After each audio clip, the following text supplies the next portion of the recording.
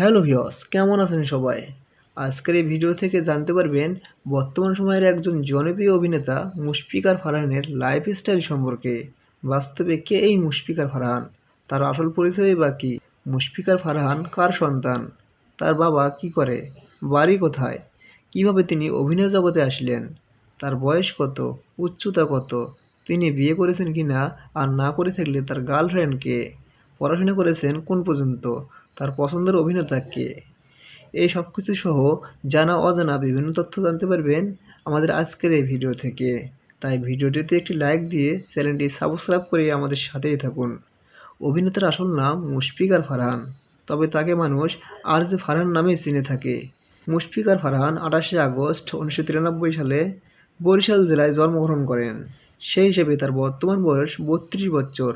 তার বাবার নাম মোহাম্মদ মশিউর রহমান এবং মায়ের নাম মোসাম্মৎ শিউলি আক্তার। তার ছোট দুটি বোন রয়েছে, তাদের নাম শিলা ও নীলা। ফারহান ধর্মের দিক দিয়ে মুসলিম। ফারহানের উচ্চতা 5 ফুট 8 ইঞ্চি এবং ওজন 71 কেজির মতো। তার চোখের রং কালো এবং চুলের রঙও কালো। মুশফিকার ফারহানের শিক্ষাগত যোগ্যতা: তিনি একটি প্রাইভেট বিশ্ববিদ্যালয় থেকে স্নাতক সম্পন্ন করেছেন।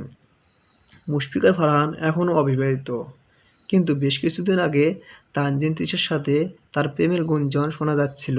তবে এই সব কিছুই ছিল একটা মিথ্যা গুজব। মুশফিকার ফারহানের বর্তমানে কোনো গার্লফ্রেন্ড আছে কিনা সেটা এখনও জানা সম্ভব হয়নি। মুশফিকার ফারহানের পছন্দের অভিনেতা বলিউডের নওয়াজুদ্দিন সিদ্দিকী এবং বাংলাদেশের আফরান নিশো এবং পছন্দের আরজে মীর। ফারহান কীভাবে অভিনয় জগতে আসলেন? অভিনয় জগতে আসার পূর্বে তিনি রেডিও জকি হিসেবে ক্যারিয়ার শুরু করেছিলেন। পরিচালক মাহবুব রশিদ বান্নাহের সাথে পরিচয় হয়, আর সেই সূত্র ধরে অভিনয় জগতে এসেছেন তিনি। ফারহানের প্রথম অভিনীত নাটকটি ছিল একটি 3 মাসের গল্প। এই নাটকের মূল চরিত্রে ছিলেন জনপ্রিয় অভিনেতা আফরান নিশো ও জনপ্রিয় অভিনেত্রী শবনম ফারিয়া। ফারহান শুরুর দিকটা সাইড অভিনেতা হিসেবে কাজ করলেও বর্তমানে নাটকের জনপ্রিয়তার দিক দিয়ে সবার উপরে অবস্থান করেছেন।